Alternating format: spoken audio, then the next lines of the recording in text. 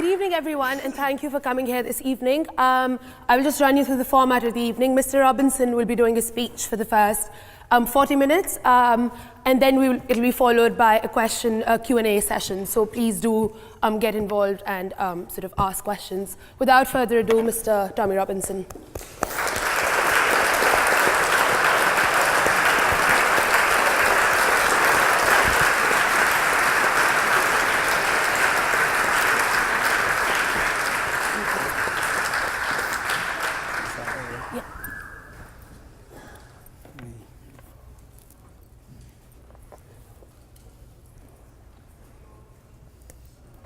Hey, first of all, I'd like to say it's a privilege and honour to be standing here today.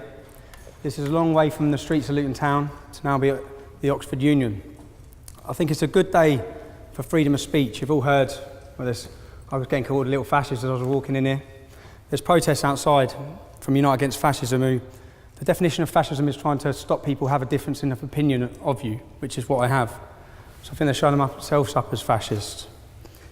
I'd like to thank, I know there's probably been a backlash against the union for inviting me here today. It's been a good day for freedom of speech, but also a bad day. I had a speech prepared that I was going to come here and talk about, everything I had prepared to say. I was visited 4 days ago by probation, and I was warned about my licence. I'm on an early release from custody, so I'm on a licence. And certain things that I was going to say would result in me getting recalled back to prison.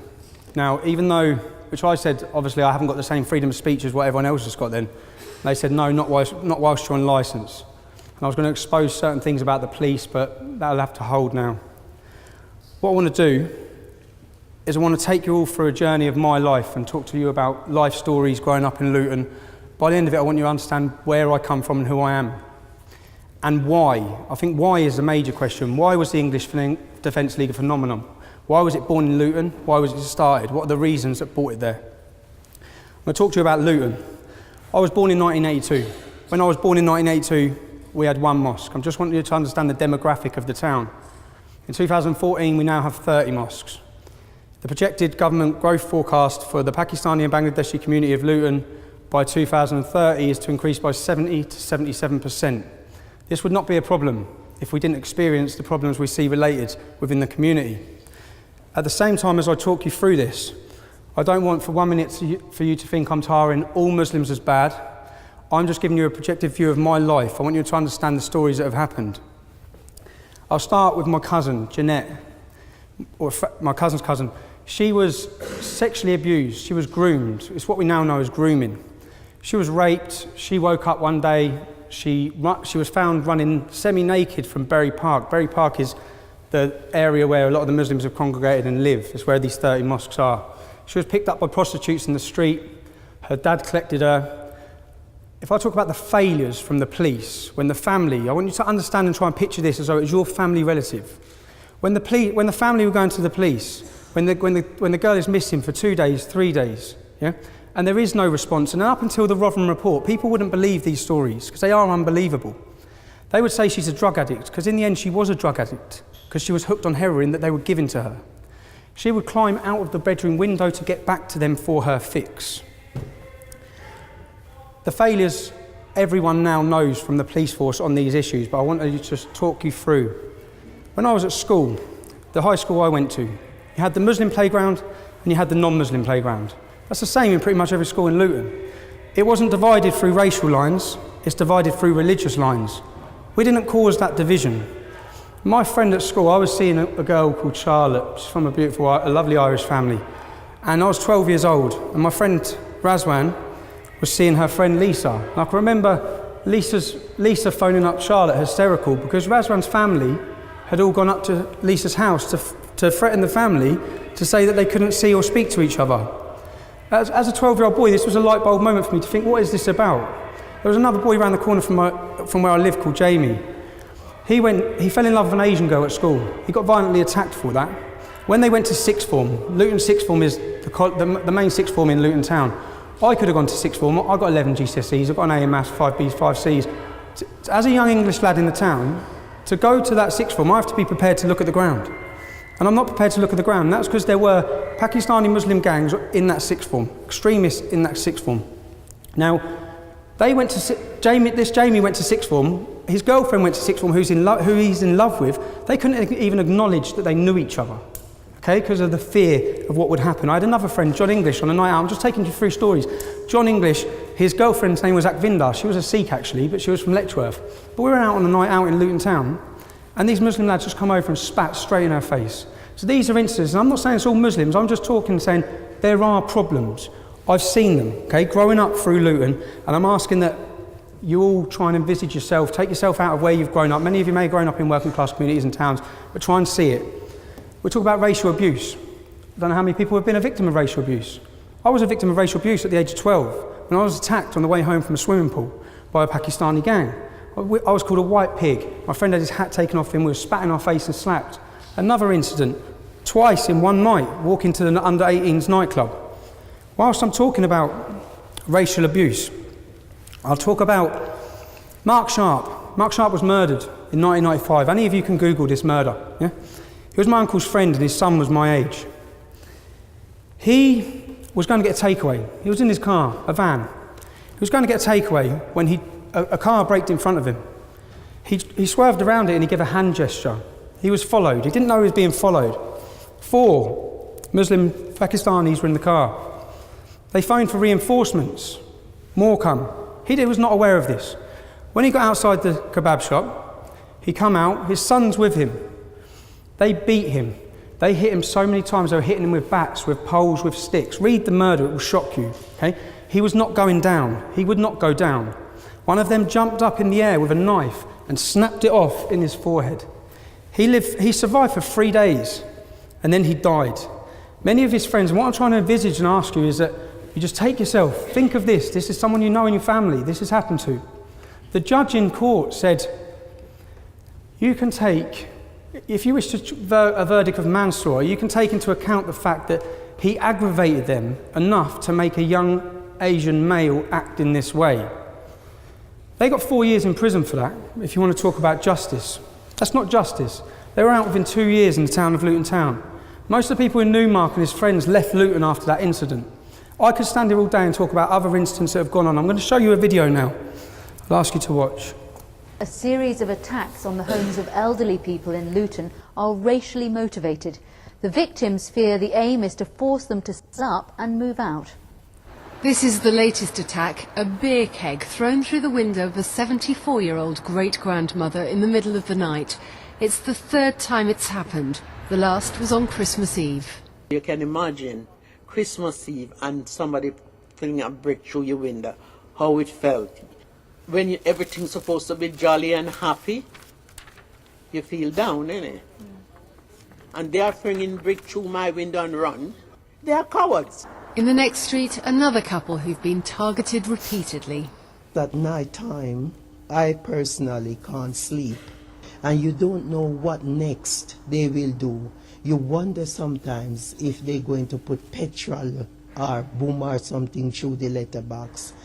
And around the corner, this house. It looks unlived in. In fact, it's been home to one couple for 60 years. Now so terrorised, they won't take down the boards.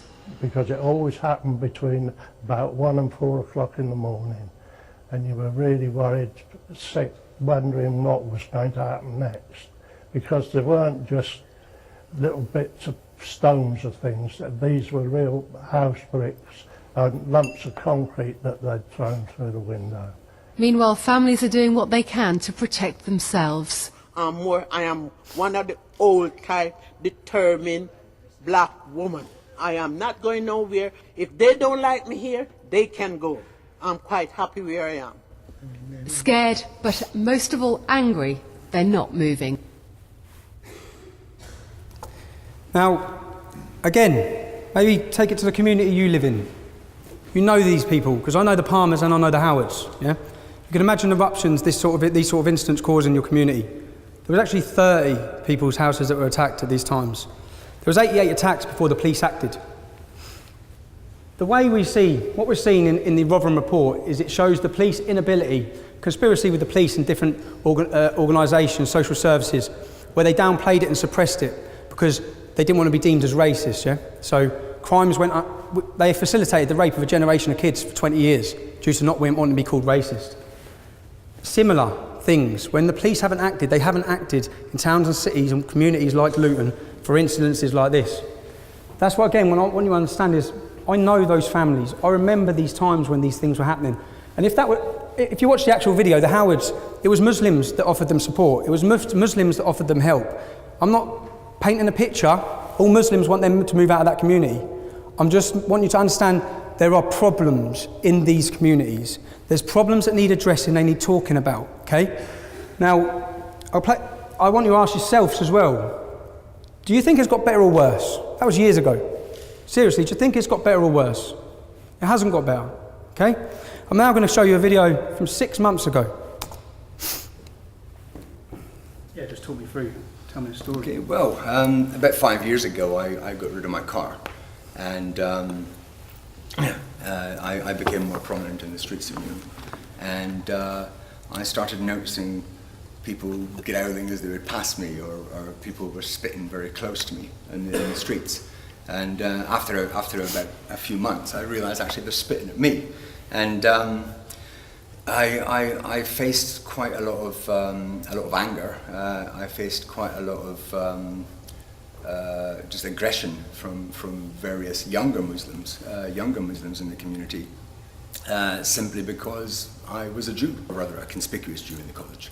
And one time I was cornered in the college. I was shoved into the corner, and I was made to justify the existence of Israel. Well, I've got post-traumatic stress disorder, and I experience a lot of panic attacks. You know, so it's, yeah. You've been living under a barrage of abuse and threats and intimidation for years? Yes, 5 years now, and you know, it's been coming up for 300 incidents, attacks on me and my home, and it probably wouldn't be so bad if I knew that, you know, maybe the authorities would have my back, but unfortunately they don't. I do think every morning, you know, I'm still here, and I go to bed at night. I live today, you know. I've seen the image of your property. It's like Fort Knox now, yeah? Yeah, I mean, my friends that, I had to stop my friends coming to the house because I couldn't guarantee their safety. So I never have friends at the house. I always meet my friends outside. I can't have family to live with me because it's too dangerous. I live in... See, this is 2014 in the Borough of London.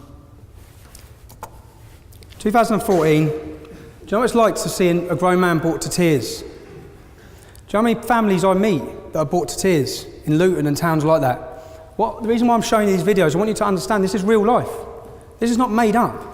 When we're talking about issues and the reason why we're passionate about these issues, we're not making it up. And at the same time, he's the first to say the vast majority of Muslims are not involved in this in any way. But there is a problem.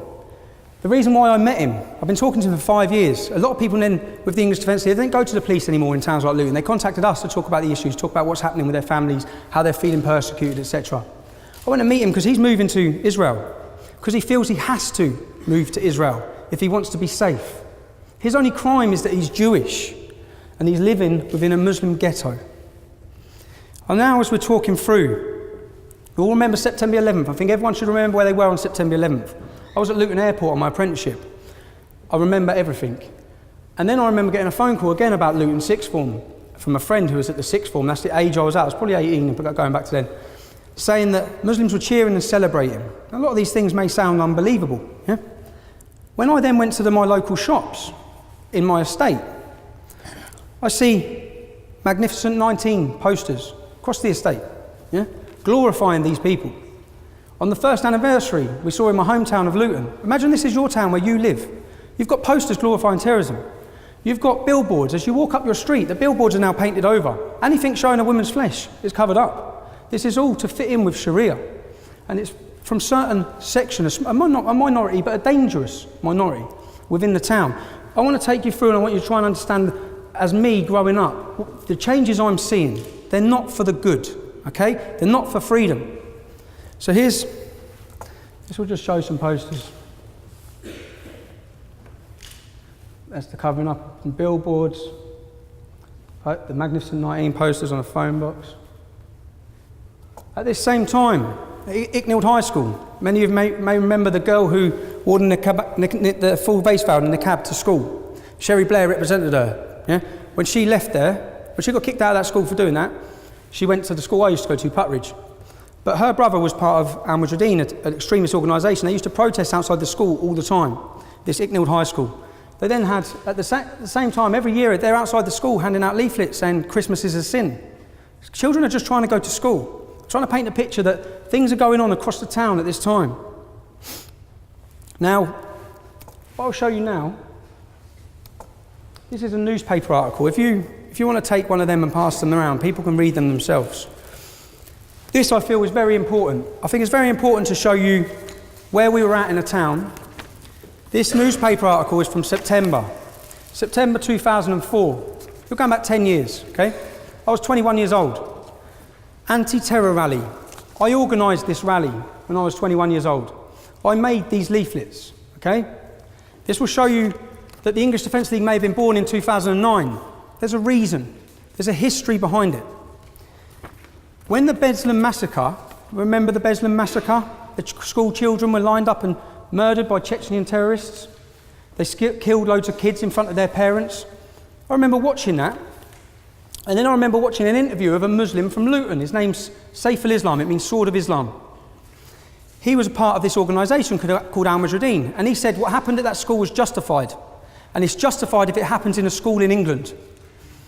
That is when I started reading, learning, and looking into who this group were, Al Mujahideen. I doubt many people in 2004 had heard of them. Remember, this is before 7/7. This is before terrorist atrocities on our shores. I found that Omar Bakri and Abu Hamza, we all know who they are now. They were based in my town, in Luton. They were based there. Their head office was on Biscuit Road. I started looking, researching. What I found terrified me. And once my eyes were open, I couldn't close them to this issue. I made these leaflets. In these leaflets, it's clear. Leaflets circulating in Luton before the demonstration, which started at 1 p.m, described it as a peaceful protest to stop terrorist recruiting in the town. Headlined Luton Taliban, no thanks. It said Luton residents demand the police and council act now. Close down Al Mujahideen's head office in Biscuit Road. Stop Islamic extremists recruiting in the town centre on Saturdays. Clamp down on racist attacks on white and black lads by Muslim gangs. The leaflet claimed Islamic extremism is running out of control in Luton. Muslim fanatics celebrated September 11th outside the Galaxy Centre. Al Mujahideen supporters of global terrorism are based on Biscuit Road. Luton's Muslims are attending Afghan terror training camps. Magnificent 19 posters glorifying suicide murderers. Churches are being firebombed. Beatings and stabbings of young whites are going on all the time. The demo literature also claimed that members of a Muslim gang, the Gambinos, are more interested in making money from drug pushing and pimping, but they are becoming increasingly close to religious extremists. This was in 2004.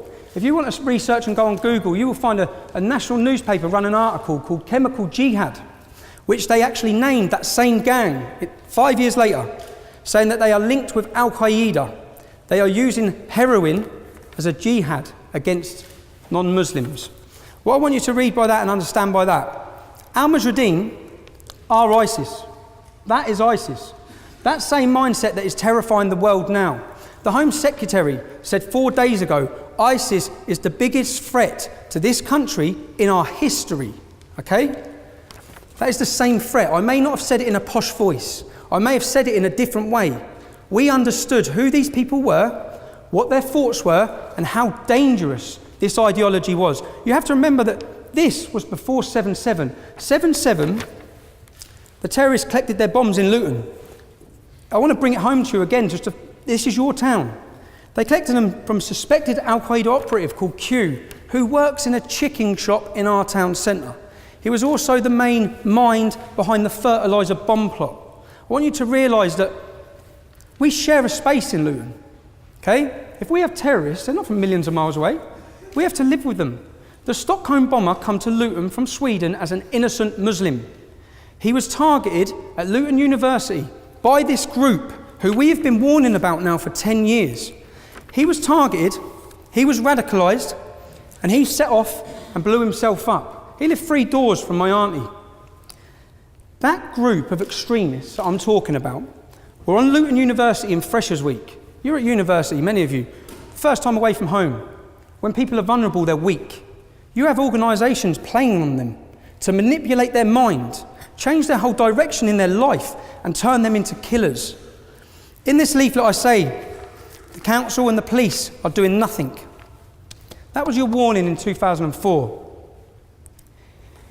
If we want to talk about what's happened in between that, many things have happened in between that. We had a soldiers' homecoming. Our soldiers' homecoming parade, which most people see as the catalyst for the EDL. What I want you to realise is there's a lot that's gone on before this that forms your view and forms your narrative and makes you realise how deep this problem is in your hometown, the town that you love. And that, I want you to remember that I'm telling you stories as Tommy Robinson or Stephen Lennon. For every Tommy Robinson or Stephen Lennon, there's one of me. There's people in every town and city across this country who are feeling and seeing these things. So we have a soldiers' homecoming.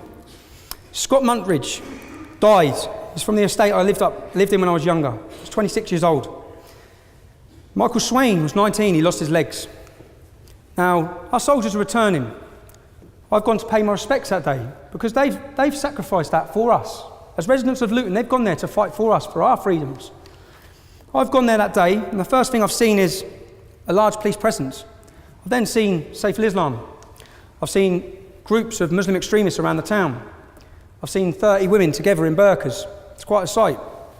But all of these things, I thought, what's going on? And then I saw this group of protesters, a group of Muslims, taken through my town hall. They were taken through my town hall, and then the soldiers marched past.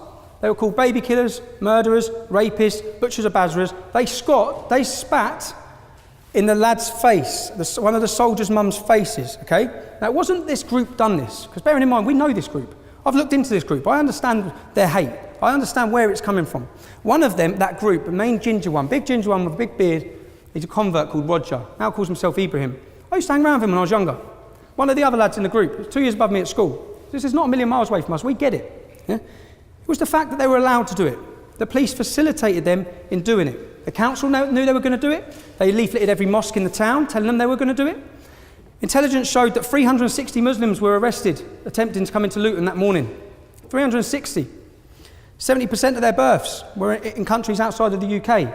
What we saw was an attack on our armed forces. And what I want to ask you, what would you have done? That's your town, okay? What would you have done at that time? Because I contacted the council. I set up a website called Save Luton.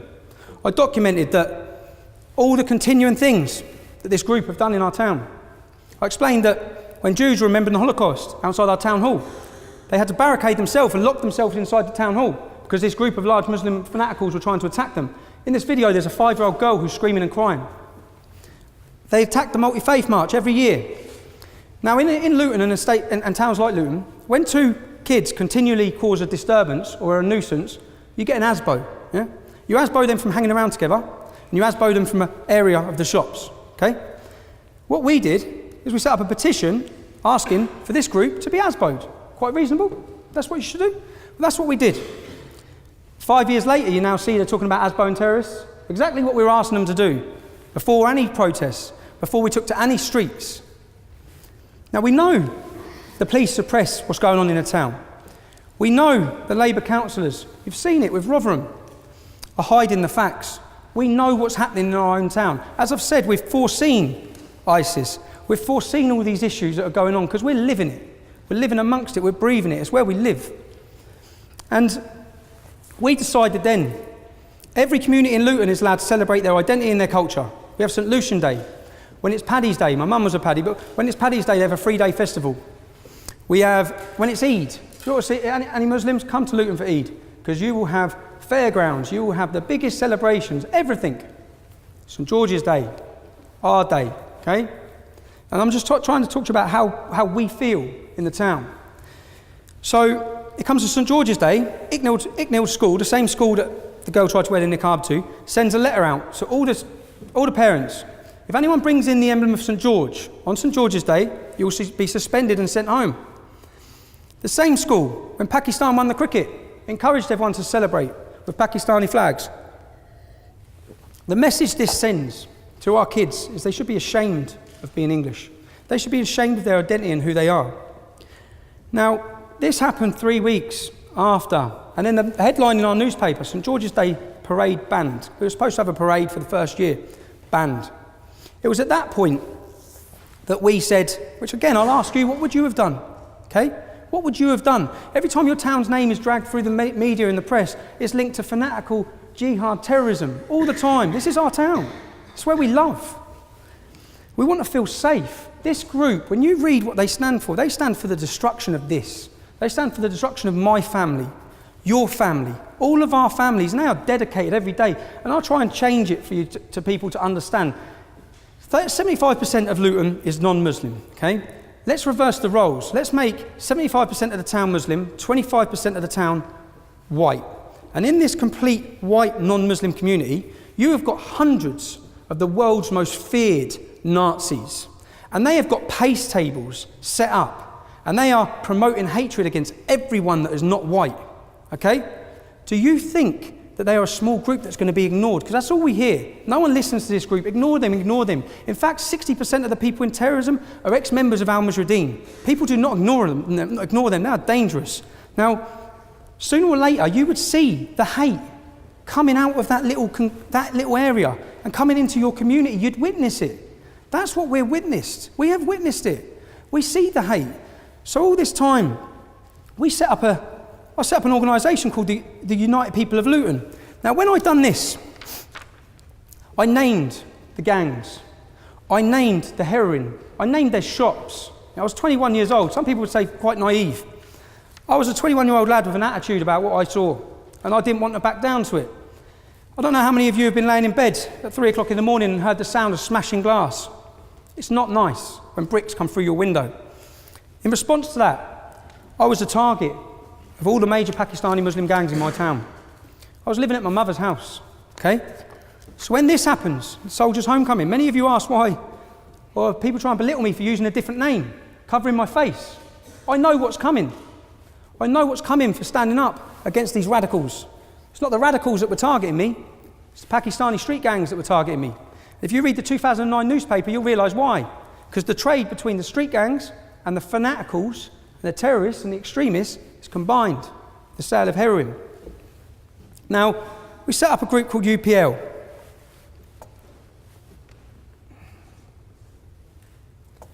Maybe, what would you have done? Again, what would you have done? Bearing in mind the National Front and groups like this, after the Soldiers' Homecoming, wanted to attach themselves to our town. Would you have made placards that read National Front Go to Hell? Because that's what we done. Voters demand a St George's Day parade. I want you to understand what this was over. What it was all over. This was the start. When we met up this day for this demonstration, it was the community. My aunties were there. We were met by a police presence, a heavy-handed police presence. A horse flattened my uncle. My other friend, Isaac, little black lad, holding one of these placards, reading National Front Go to Hell. A police officer on a horse knocked his teeth out. Okay? He lost his teeth. We wanted to get to the war memorial. That's it. We were prevented from the police from getting to the war memorial. We were held and kettled for 4 hours. My auntie had to crouch and wee in the street. Now, I was there the day that Muslim extremists protested against our soldiers. When we turned up, we were made to line up against the wall. We had cameras in our faces. They put their hands in our pockets. They made us take our shoes off. Names, date of births, addresses. We felt violated by our own police force. Violated in a response where when Muslim fanatics were protesting against our soldiers, you didn't stop them. I was there. You didn't search them. You didn't harass them. You didn't harass their women. But you have us. So this now become about what we saw as oppression. We saw a two-tier policing system which we live under. Where there is an Islamic community, it's maybe not the fault of the Islamic community, but where there is an Islamic community, the police tiptoe around certain issues. We've seen it, you've read it with the Rotherham report. In that Rotherham report, you will read incidences where two fathers went to get their daughters back because their daughters were in a house being raped by Muslim men. When they went to get their daughters back, the police arrested the fathers. There was 5 Muslim men sexually abusing an 11-year-old child in a derelict house. The police turned up and arrested the child for being drunk and disorderly. These sort of stories could sound unbelievable, but they're real. And you need to understand that these stories are happening across the board in towns and cities. You need a report for Rotherham, get a report for every town and city in the country, because it's going on. So we had our UPL protest. Bearing in mind we've been asking for petitions to have this group ASBO'd. What did the police do? After our first UPL protest, the police come to 14 of our houses. My mum's was one of them. I wasn't there. The other 13 people who were arrested were given bail conditions not to enter the town centre 7 days a week, 24 hours a day for 3 months. So we wanted these extremist radicals banned from our town. And why would we want them banned from our town? Because our mums, our sisters, our daughters, our families have to use that town centre. And when you use that town centre, this group every single Saturday have pace tables set up by Don Miller's Bakery, and that part of town's become a no-go zone because people don't want to get harassed by these lunatics. So we've had our first demonstration. They've given us bail conditions. That's when people would have seen our second demonstration, people are wearing balaclavas. I bought those balaclavas, and I'll explain why. I gave everyone the balaclavas because the 14 people who have been given bail conditions not to enter the town centre, all we wanted to do was walk through our own town, get to our war memorial and show that the people of Luton support our armed forces. That's all we wanted to do. If the police would not have prevented us on the first demonstration, we wouldn't have had the second one, it wouldn't have progressed, and you wouldn't have seen the English Defence League. That's the reality of it. But the reality is, something like the English Defence League was always going to happen. Because there's these feelings, it's been suppressed, these things, this anger. So we're looking at this group, Al Mujahideen, who have protested against our soldiers. I know their history. I then look and see that they're doing an Islamic roadshow across Britain. They're visiting every town and city. I think this, by now, at what stage do you draw a line? At what stage do you do something? They attack your soldiers. What's next? A soldier's funeral. We've seen the progression, attack your soldiers, set fire to poppies, cut your heads off. We've all seen what's happened. So in Luton, I ask you, what would you have done? When this is going on in your town and the police are not doing anything, no one's stopping this group, they're radicalising, they're converting, their numbers are growing every year. At what stage do you say enough is enough? We have to highlight and tackle this group. I'm now going to show you why the UPL become the EDL.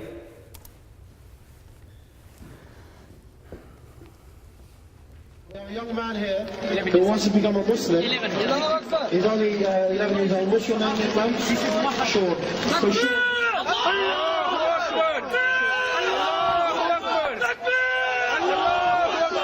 Pause. Sean here is going to become a Muslim. Going to repeat after me. Ashhadu an la ilaha illallah.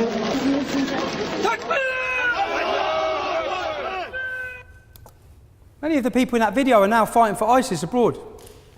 What they're doing there is they're outside Birmingham Bullring shopping centre. They're stopping an 11-year-old boy who's without his parents under a banner that says Jesus was a Muslim, and they've converted him, as you've all seen. Is there anyone in this room that thinks that's acceptable? That is not acceptable. Could you imagine the reverse if hundreds of radical Christians converted an 11-year-old Muslim child walking through the city centre without his parents? There would be uproar. So I watched this group do this, and I waited. And I thought, let's see what politicians, police, someone's got to do something. Nothing happened. Then, as a group of lads from Luton Town, we decided to leave Luton and go to the Bullring in Birmingham with placards that read, "What about Sean's rights?" Sean was 11 years old. We had placards that read, "Muslim, no problem. Extremist Muslim, big problem." We had one demonstration, no press reports, no media. We put it online.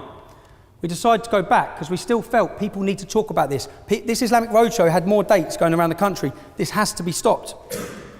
When we went back, subsequently, you can all research this as well. We were locked in a pub for 4 hours. When we come out, they put us on coaches to get us out of the city centre. We didn't know why. As they drove us out, I saw debris everywhere. Bricks, bottles, everything had been smashed up. Muslim youth, Pakistani Muslim youth, had been rioting for hours. Little did we know that Salma Yaqub, a politician, had riled a crowd with a clenched fist where she said, "We must smash the BNP, we must smash the BNP." Muslims then run through the streets, attacking non-Muslims. It later turned out that the local imam had told the Muslim youth to come out and confront us. We was only against Anjem Chowdhury's group at this stage, okay? Who was coming out to attack us? Mainstream politicians. When we went to Birmingham, there were Nazis that turned up. There were Dr. Martins, and to us from Luton, anyone know Luton is a multicultural town, a very multicultural town. You won't find a Nazi in Luton, you can't find one. We've never had racial tensions, we have religious tensions. So for me, we've gone up there to highlight this issue, come under attack from everywhere. I'd ask, what would you do in response to Nazis turning up on the streets with you? A message to Anjan Chowdhury. We, the English Defence League, we will contest your kind as our forefathers did.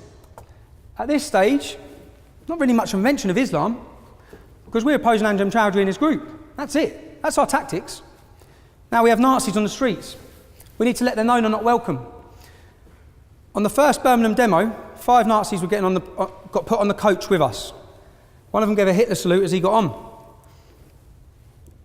It kicked off when he got to the top of that coach with Luton's lads, yeah? So you have to realise, which I'll show you a video in a minute, where all his friends are talking about this fight that incurred, yeah? And it's a fight that incurred because we don't tolerate that. We would not tolerate that extremism coming from our community, but we see it tolerated in many communities. Now, when we set fire to swastika, not many other groups have done that. Not many other groups have really put it on Nazis. When this happened, I had a phone call from a man called Nazi Nick, a German. You can all Google him, yeah? I had a phone call and I was told to hand over the control of the English Defence League, hand over the websites, hand over this. I didn't know who he was. I told him in no uncertain terms that it was not going to happen. We had an argument on the phone. I had highlighted myself to some of the world's most feared Nazis. I didn't know who this man was. Only later, my friends, when I was telling him about this Nazi Nick, some fella from Germany, he said, "Do you know who he is?" I said, "No." He said, "He tried to overthrow the South African government." That's when I thought, damn, well, I just put it on him. And from that, you can see this. I don't know if you want to read that. It says, English Defence League, since the formation of your organisation, your alliance with external enemies, the Zionists, you have blinded the disgruntled youth to today with your bastardised concept of nationalism. Our concept of nationalism was anyone is welcome to it. White, black, anyone, Muslim, Christian. If you're proud to be English, you're proud of the laws in this country, you're proud of our freedoms, you are welcome. You have attacked lone white nationalists. They wasn't on their own, but this is on about Birmingham. See, the press would not tell you that when there's trouble at the demonstrations in the early days, it's us outrooting the extremists. You have burned our swastika from the EDL and the 10. Anyway, I'll carry it on in a minute, you'll see. It's quite awkward viewing, but. EDL's come into operation. They was given it on the streets. EDL.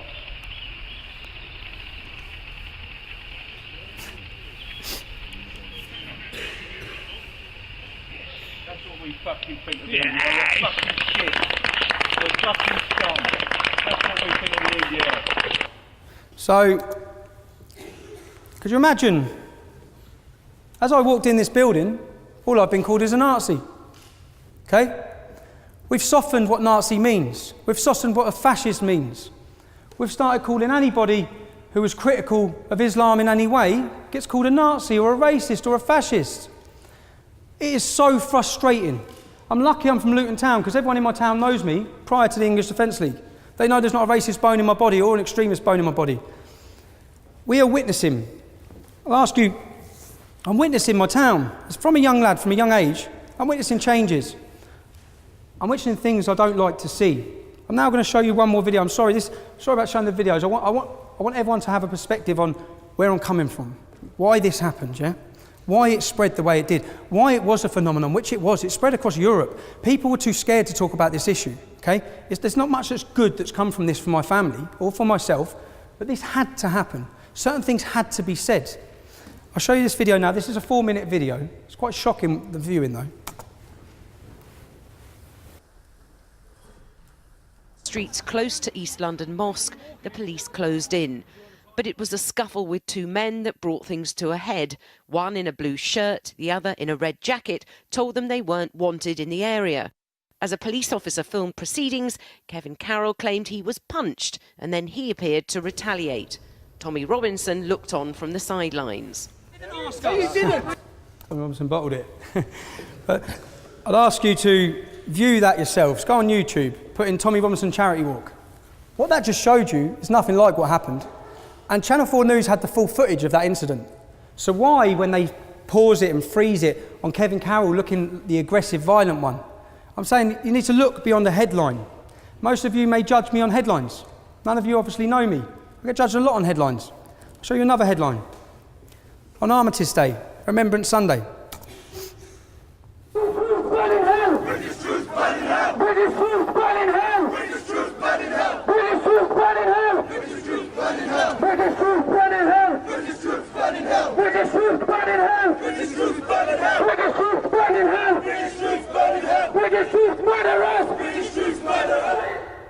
Clearly they were not searched before that demonstration in the same way that we are. Clearly, because they had canisters of lighter fluid. Some of the country's most radical Islamist terrorists, sympathisers and supporters, on Armistice Day, round the corner from a remembrance service, doing this. Okay? I was there that day, and I went up to a police officer and said, how is this being allowed? You should have seen the public's face and reaction to what's going on there. British soldiers burn in hell, British soldiers burn in hell. The BBC, you want to talk about propaganda? The BBC did not report this. Not one BBC news station reported this. I was arrested at this demonstration. I'll show you what I was arrested for. I was arrested for assaulting a police officer. And you'll watch the video, which the police did not know I had a video of. You can see the video here. Substantial police presence was needed at a protest in Kensington. A group calling itself Muslims Against Crusades was faced with a counter-demonstration by the English Defence League. A police officer needed hospital treatment for a head injury, though it wasn't serious. The police later gave the Muslim protesters an escort through a local tube station. A black flag that I grabbed, we all now know to be symbolic of ISIS. At that time, it's the black flag of jihad. It's what these radicals, if you see anyone get their head cut off, it's behind that black flag. So I jumped over a fence, I saw a crime that was being committed on our streets, burning of poppies. Police were allowing it again, so I made a decision to try and prevent them. I was arrested for assaulting a police officer. When I get out, guess what headline went across the BBC? Not just in Bedfordshire, it went Hertfordshire, Buckinghamshire, Oxfordshire. It went everywhere. EDL leader arrested for assaulting police officer. Okay? That's the propaganda. When I was taken to court for that, I was given, when I produced that video, if I didn't have that footage, you'd all be talking about you'd all know of another conviction I'd have. And it would be for assaulting a police officer. Because that's what the officer said I'd done, I attacked him. You saw I didn't, yeah? So that's what, most people, you judge on headlines. I'm asking that you look beyond the headline. There's usually a different story to what's gone on a lot of the time. I was subsequently taken to court for that. When I produced the video, charges were dropped. They come back to my house 8 weeks later and re-arrested me again. I got charged with causing those Muslim men, I caused them alarm and distress. I intended to cause them alarm and distress. They were causing our entire nation alarm and distress, and they were being allowed to do so. I received a fine 7 times worse than the fine given out to them for burning our poppies. I don't want to take up too much. I could continue all day showing you unfair treatment, which you have to understand when you're talking about tensions or community cohesion, all these sort of issues. If you want to talk about community cohesion, you've got 1,400 girls in Rotherham that have been sexually abused and raped. They've all got 2 or 3, 4 family members. In that small town, you've got 10,000 people that are affected by that. Same in Luton. So I know countless girls that has happened to. Countless girls. And the 2-tier policing system, for example, when they take me to court for those sort of things, and all the people who are following me or sympathetic to what I'm saying, when they're watching all these things play out, when there is such a blatant 2-tier system, let me show you this video. Try not to cheer anyone, yeah? What have I got to talk to you about? What have I got to talk to you about? What have I got to talk to you about? What have you got to say about Islam and that, innit? Yeah, I have, yeah. Yeah? So why don't you say it now? What do you want me to say? Yeah? It's ideology, it's got no place. Yeah? Yeah, it's got no place, bruv. And what you Should got? vote you like, bruv. You have Wait, about 100 you in a minute. You fucking little chief. You fucking chief. Prick. You see? That is Islam. I don't know why I called him a chief, but he was not arrested for that. That went out on Channel 4, national TV. You tell me why he wasn't arrested. I'd have been arrested. We all know I'd have been arrested. I'll get arrested if I drop a bit of litter as we walk out that door. He was not arrested for attacking me. I could tell you countless other times like this. My cousin, they followed to my family's home. I got a phone call saying that all of this group are outside my family's home. I've rushed up to the home. I've jumped out of my car. police have turned up. I was arrested. My uncle was arrested. My cousin was arrested. 20 Muslims outside our house. Yeah? After 36 hours, because they got an extension, when I got to interview, what did you find? Because I thought they're all going to have weapons in their cars. So what did you find? I could tell straight away by the police officer's face. They didn't even search him. So there is a two-tier system. Many of you may not believe, I could show you countless different things. I'm going to show you now that video first, which I thought I was on. It's a 4-minute video. This is a young girl. Many of you may know Stacey Dooley, pretty ginger girl. She has her own programme. She's from Luton Town. I grew up with Stacey. So when Stacey come back, she's obviously come back to experience what's gone on. She left Luton 8-9 years ago. She's done quite well for herself. I'm Stacey Dooley, and this is Luton, where I was born. I went to school here. I even worked at the airport, and then I moved away. But now I'm coming home to find out if it's true that Muslim extremists are taking over my town. It didn't take long to witness firsthand the extremism I've been hearing about.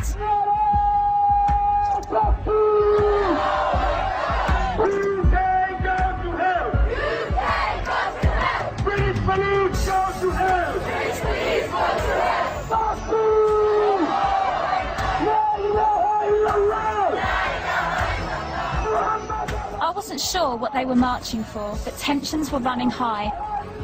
Your sister, brother! Your mother! Where is the shame? How dare they take our woman? It turns out the demo was in response to the arrest of local woman Mona Thorney, whose husband set off a bomb in Stockholm in 2010. I cannot believe this. I've never seen anything on this scale before. And it breaks my heart to think that it's happening in my town. Hands off Muslims! Hands off Muslims! Hands off Muslims! Everyone's got a right to protest, but I found their chanting provocative and extreme. British police go to hell! British police go to hell! This is a message to stop oppression. Police burning hell. British police burning hell. Yeah, because no real Muslim wants anyone to burn in hell. Yeah, but for what they've done, for the consequences. You can't pick and choose. You can't pick and choose. You can't. You either believe or you disbelieve. You know what? You choose to wear this, I choose to wear that. You and I will have to. You look naked on the street. Do I look naked? Do I really? I don't look naked. Who are you trying to seduce? No one's trying to seduce me, and I'm not trying to seduce anyone. You shouldn't judge me how I try not to judge you. You are. You've just said who am I trying to seduce? No one. Well, I don't judge you because I'm above that. Excuse me, go and put on some clothes. How you choose to live, how you choose to dress like that, I choose to dress like this. You don't start. Don't you dare speak to me like that. No, this is my hometown as well. No, I'm walking. I am walking. No, I can do what I want. That girl's just... I don't mind. Point away. Point away. Because you're not scaring me.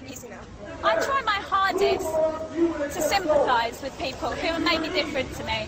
And it's a tiny minority that play up. Who are you trying to seduce? Go and put some clothes on. You look naked. Oh. They've been arrested. They've been harassed by the police. Such a shame. No evidence whatsoever. Do you think it's fair that you should say British police need to burn in hell? That's the freedom of speech. They can say, wish to say, they can say it. In Islam, doesn't it say that you have to respect the law of the land that you're living in? No. I thought it did. What's the solution? You know, if Muslim people are in the wrong and they are committing crimes, you know, no one's above the law. If the law of the land is Islamic, we will respect the law of the land. What if it's not Islamic? If it's not Islamic, then the law of the land and those who make it can go to hell, quite honestly, because Allah said in the Quran, in chapter 33, verse 1, He said, O Prophet, fear Allah and do not obey the disbelievers and the hypocrites. Is David Cameron a Muslim or a disbeliever?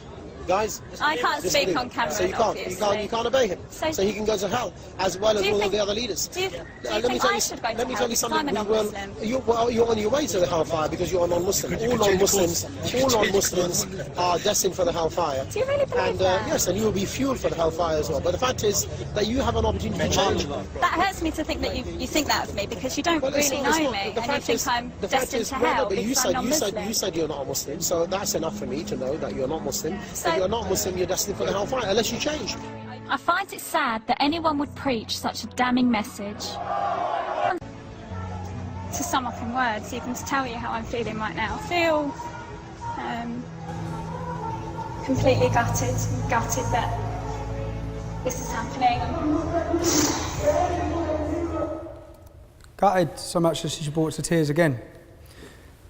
I'm not trying to portray all the Muslims in Luton are like this. I'm trying to show you there's a problem, okay? There's a problem where we live. She says this is my town as well. It is her town, okay? We should not be seeing that. How much of that should we tolerate?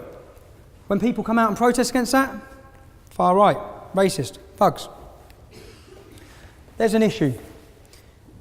Many issues. You saw the madrasas, undercover madrasas, where we see children being things beaten into them. My friend Sully is a Muslim. His mum's black Kenyan, his dad's Christian. That's very rare. I spoke to someone else at that. That's rare in Luton. He went to a madrasa. He came to our school then when he was 12. And he told us that he had to leave his school because they started teaching him that his dad had the devil in him because he wasn't a Muslim. Now, Sully went on to join the Royal Navy. He is a loyalist, Queen and Country. He hated the English Defence League. Yeah? Many of my friends didn't like the English Defence League. I'm trying to bring you into the personal story of my life because it's not as black and white, excuse the pun, as everyone wants to pretend it is. I'm not from this white area and white community. I didn't just wake up one day and think, you know what, I hate Muslims, because I don't. There's been an issue, there's been a story, there's a reason for a lot of this.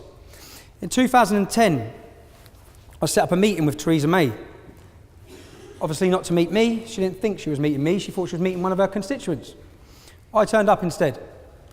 I turned up, I brought a laptop with me, and I spent 20 to 25 minutes grilling her. You can read the story because the Daily Mail straight away, she must have some link. It got leaked straight away that EDL leader ambushes Theresa May. Now, when I sat down with her, I explained to her my fears in Luton about Islamic extremism, because that's what they are, they're fears. That scares me. This ideology scares me. I've got 3 young kids. There's different sorts of fears. I've been in some bad situations. I got put in Woodhill prison, category A prison, where 4 Muslims were in there who were in there for 30 years because they were planning to kill and blow us up. Yeah? I've had some very difficult situations, and that's a different sort of fear. Okay, I can deal with that. I can deal with a fear if I walk down the street and 10 Pakistani lads want to come over and I can deal with that. There's a fear I can't deal with. It's a fear when I look around my town, I look around my country, and I look at my kids, and I get this gut-wrenching fear that will not go away. That's a lot of what drives me. It's a lot. A lot of people say there's a fear, there's a reason why people are doing these things. Now in 2010, I saw Theresa May. I explained to her about Luton Islamic Centre and the Imam called Kadir Bask. They're part of my local council, yeah? Luton in Harmony programme. In that documentary, Proud and Prejudiced, that the Imam was portrayed as the moderate Imam from Luton. I've been on his website, okay? On his website, on the mosque website, it says we should execute homosexuals. A 12-page justification is why women should be lashed for adultery. I knew he was a school teacher. He was, so I warned Theresa May of all this in 2010. 2014, let me play a video of a conversation between me and Kadir. The problem I have is that, can you blame us when we're seeing this? Then when we see a moderate Imam put forward, Luton has 30 mosques, only one Salafi, one Wahhabi, yeah? Who's the face all the time? Who's the representative that the council go to, the newspapers go to, the TV go to get their view on everything? The Salafi mosque, the Salafi Imam. He has been empowered by my council to be the face, and he's not representative of the majority of Muslims in Luton, but that's what we see. Now, when I left the English Defence League, who did the radio station go straight to? Again, Kadir Bask, the moderate Imam. As I was talking about Tommy Robinson, asking your questions about him, he came knocking on our door, and now he's sitting here in the studio with us. He's joined in the studio now by Kadir Bash from the Luton Islamic Centre, who we had as an arranged guest on this subject as well. So we've ended up having a bit of a Barney about all of this. And just before the news, Kadir, you said that in an ideal society there would be punishments for example, homosexuals. And Tommy Robinson had put the point to you that this is why he was concerned by your ideology, which is why he was anti-Islamic and anti-Islamization, and put Luton Islamic Centre in that camp. Do you understand why Tommy Robinson might be concerned by Islamic ideology when, even though you say we don't want it in Britain, you do use phrases like in an ideal society and then come up with a statement like that? Yeah, that's fair enough. He has every right to disagree and to criticise it. Because look, you know, you can look at how the Sharia is established in Saudi Arabia, for example. Do the people fear the Sharia? They don't fear it. But actually, I haven't said that. You know, sometimes from the things that people fear is what keeps society in order. Like, you know, you fear going to prison, so you do not commit a crime. You know, it's similarly like that. It's a deterrent. The Sharia rules are deterrents. They're not implemented. How many hands get chopped off? How many women get lashed? And it just doesn't happen. Very, very, very few. So 40. I mean, it just doesn't. Okay. In an ideal Islamic society, these laws do not get implemented. They're just deterrents. Okay. Final question for Mr. Robinson. Then we have some calls, and I want you to talk to our listeners. What Kadir's saying is that gays should be too scared to be gay. I have a problem when this man is a representative of the Muslim community in my town. I have a problem. I have a problem when I first met him. I called a meeting with him. I went to meet him. It's because all these tensions were in the town, and he's the main face. He's the main person I thought to see. When he walked in, he said, Tommy, Sharia law will not come to this country in your lifetime. Probably not your sons, but the generation after that. I said, thank you for concreting why I'm resisting this, Kadir. Now, I've never understood the term, I hate to say I told you so, yeah? But I now understand it, because it's not a nice feeling. We warned of grooming. You read the Rotherham report. This is from 2010. Defend England against? The spread of Sharia law, the spread of terrorism, the spread of extremism, Islamisation, the political wing of Islam. That's what we're trying to do. Could a Muslim join the English Defence League? Of course they could, yeah. Of course they could. And yet you say you're not against Muslims. No. They could join your organisation, but you are against Islam. We're against Islam taken in its 7th century barbaric form. Well, your direct quote is, I'm not against Muslims, just Islam. Against militant Islam. And when I say Islam, taken in its 7th century barbaric form. If Islam was to evolve, which it needs to evolve, to fit in with Western democracy, which is clearly not. Clearly there's a problem. Clearly the English Defence League is a phenomenon that swept this country. And with the issues I'm talking about, Jeremy, if I ask you, do you know anyone that's hooked on heroin sold to them by Muslim gangs? You probably don't. I do. Do you know any beautiful girls that you went to school with that are now wearing a burqa that don't see their family? Probably don't. I do. Do you know anyone who's been murdered by a Muslim gang? You probably don't. I do. Do you know any 15-year-old girls that you know that you've grown up with that have been raped or pimped? You don't. So I don't expect you to understand the issues. These are all personal issues of yours. Personal issues in towns and cities like mine that are happening, and they're not happening with the Sikh community, they're not happening with the Jewish community. And indeed, they're not happening with most Muslims. No, they're happening within the Islamic community. That's what I'm saying, that it's an Islamic problem. And when I'm just a simple person, so I'm just a normal person, but when I'm looking at, I have to look for where this hatred is coming from. And talking about these girls like they're statistics, they're not statistics. These girls are, well, whose daughters do you think these are? Whose sisters? They're ours, in working class towns and communities. And people are fed up with what's going on, and it is being ignored. For 20 years, our councillors and the leaders from the Islamic community have conspired with the police to not deal with Muslim pimping gangs. They've allowed systematic rape of our youth by the fact of being scared to be called a racist. There's another quick video now. Non-Muslim youth, non-Muslim girls, raping, pimping, beating, abusing our whole system. Rather than deal with these gangs, they would rather persecute us, the people who are highlighting the issue. And the fact is, the police, the councils, the government, everyone needs to wake up. Many of the issues when we formed the EDL that I wanted to raise and wanted to bring to the surface have been brought to the surface. Many of them. If you wish to, you can draw a graph on the arrests. Do it yourself. Look at the arrest rate for Muslim grooming gangs, which is a big problem in many of our communities. You'll see a line go straight across like this. English Defence League forms, the arrests go through the roof. Only when people took to the streets. Only when they could not hide this fact any longer, because they've hid it. Only when the world's media were listening to us talk about what's happening to our family members and the police have facilitated it, did they do anything about it. If I tell you one story, I stayed in Blackburn for the night before a demonstration. I spent the time with a family. I listened to horrific stories of what's happening to their 12-year-old daughter. She's going missing as well for days. She's got a 19-year-old brother in that room that's telling me the stories. I mean, horrific. When you hear these stories, and you're having to listen to all these things that are going on. It's going on everywhere. The next day we're at the demonstration. It's all kicking off. I've gone down to the front where it's kicking off to try and calm people down. Who's at the front kicking off with the police? Her brother. There's usually a lot of reason for the anger that people are seeing, okay? To just label it and ignore it. The main reason I want to get across is why. That's the point I'm getting to, is why. Another point I'll make to you about prison. I've been in prison. Wood Hill is an ISIS training camp. That's it. Our category A jails now are radicalising and radicalising. We've got 800 coming out a year. When you go to jail, you're weak, you're vulnerable. You're now being turned to hate the system, hate the country, hate everything about us. And I'll make this claim now.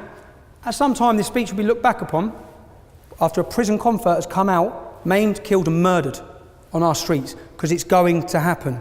There's nothing being done. They're not segregated, they're not isolated. In 2012, I spent 20 weeks on solitary confinement. These terrorists are not on solitary confinement. They're on the wings, converting, making people take the Shahada, converting them. The imams, even in Wood Hill, are trying to do something. They're not trusted, they're not listened to. They're seen as stooges. People are not converting with the imam, they're converting with the radicals who are running the wings. In 2012, I spent 20 weeks. I flew to America on September 11th on someone else's passport. Pretty stupid thing to do, yeah? I got 10 months in jail for it. I thought it was quite harsh, but I got 10 months in jail. I spent 20 weeks on solitary confinement. Solitary confinement, 23 and a half hours a day. I was locked up. For half hour a day, I got let out to walk around a cage on my own. Put back in. Meals brought to your room. They're not allowed to do that, actually. You're only allowed to do that for 30 days because of your mental health. It's not good for your mental health. To get around that, they moved me from Wandsworth block, Bedford block, Wood Hill block, Wandsworth block, Wayland block. I was not allowed out of my cell because I'd be killed. My family noticed the difference in me as a person when they come to visit. Because of this, you see, fear is paralysing. And it's fear that paralysed Rotherham's police force. It's fear that's paralysed our politicians. It's fear that has paralysed the British public to put up and tolerate with many of the things that are happening in this country. My family contacted human rights lawyers. They explained, listen, our son has spent 12 weeks in solitary confinement, listed all the things. All the human rights lawyers were like, this, you've definitely got a case, this is out of order, we'll get a judicial review. Yeah, he's the leader of the English Defence League. Whoa, whoa, whoa. I mean, we can't represent him. That's how toxic it's become. That's how powerful political correctness is. My family then looked for who represented Jamie Bolger's killer. Child killer. Cut off the penis of a child and fed it to him. Disgusting, sick. They contacted him. Went through the same scenario, explained the situation, got to the fact that I was a leader of the English Defence League. Whoa, I can't touch him. He represented a child killer. He would not represent me. That is how toxic it had become to speak out and be critical of what I've seen. Now, we tried to get ASBOs. We did contact the council before any street protests. I'm not going to stand here and pretend I'm an angel, because I'm far from it. I'm not going to stand here and defend the actions of every English Defence League demonstration either, because some of them are indefendable, and I wouldn't want to anyway. What I would also point out, ISIS. Many ISIS fighters for ISIS, there's a lad I know from Luton who's out there fighting for him. They're coming back. I draw the point. They are following from scripture from the Quran. They practice from the same Quran that the Kurds who are fighting for freedom also follow. So I'm not saying all Muslims are bad. I'm saying what I've tried to do today and what I'm trying to paint a picture of is why. I want you to understand why. If we want to talk about my beliefs, I'd rather you heard my beliefs from my mouth. I'm called far right. I'm put in a box of the right wing because in this country we like to do that. It makes things less complicated. Many of my views are left wing and liberal. I just have a problem with what I see as fascism. I have a problem which I see as extremism.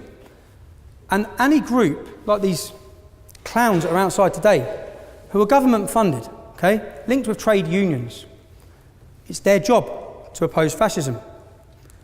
Where were they? Where were they with the rise of what Theresa May is now saying is the biggest threat to this country's history? My views are my views. I'm entitled to them.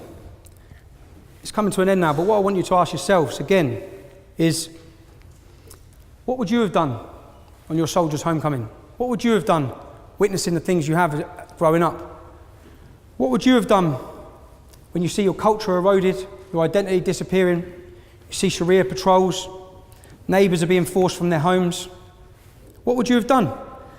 As a young lad from Luton, I've made the decision. I've done what I did. I've done it, and I want you to know that it was born out of passion for what was right. It wasn't born out of hatred. To say this was all done out of hatred would be absurd. I've put my life on the line and had many negative effects from that, especially when we come down to the police. I was talking earlier about freedoms. I'm on a licence condition, I can't contact the EDL. I believe that we should all be fearful. If I went through a full story, I'd love to come back and have time to talk about this. Now I'm running out of time. I'd love to talk to you all about everything that's gone on with the police, because if they can do it to me, they can take away my freedoms. They can do it to you. It should be a worry to everyone. Finally, interfaith. We have interfaith policies across this country. Rip them all up, they're useless. They're completely useless. In my town, we have Sikh leaders, Muslim leaders, Christian leaders, twice a year, take a photo of each other, put their arm around them, stick it in the paper, that's their interfaith. It's not doing anything. It's no good. The people, if we're serious and we want to solve this problem, our country has deep wounds. If we want to solve these wounds, you know the people you need to bring together? People on those EDL demos and the young kids being attracted to those Islamist organisations. It's the only way. The only way is with dialogue. And if I talk about, many times I say we need a revolution. I don't mean we need a revolution. We need a revolution within the Islamic community. We can't solve these problems. Problems will be solved by Muslims. I'm having a meeting this week with Muslims in Luton who are running a campaign saying, "Not in my name." I watched the video, it was an hour and 20 minutes. It's a good video by the Imam. And I sat there and thought, this is what we've been asking for. We've been asking for Muslims to get as outraged as us at what these fanatics are doing. We've been asking for a clear wedge and a difference, and a clear difference between your ordinary Muslims and these Wahhabi Salafi extremists. And for the first time, I think, I'm yet to be completely convinced, but it is the only route forward and the only path forward that I see if we want to hand down a safe and prosperous Britain. I'd like to thank you again. I hope it's given you a better insight. Some of you may still hate me, but I'd like to give a better insight into who I am, where I've come from, the reasoning behind the formation of the English Defence League. Obviously, I've left the English Defence League now, and I'll try as best I can to answer any of your questions. I wish I could stand here and speak freely, but there's certain topics I can't really branch into because I will be recalled to prison. I have 3 young, beautiful children. Christmas is 5 weeks away, and I noticed the massive effect it had on them when their dad was locked in prison. So I spoke to you earlier about it. A year ago I would have stood up here and, you know what, I'd have said whatever the hell I wanted because I felt my freedom of speech was being eroded, and I'm quite stubborn throughout the years. But I can't put my family through that. So again, thank you for inviting me.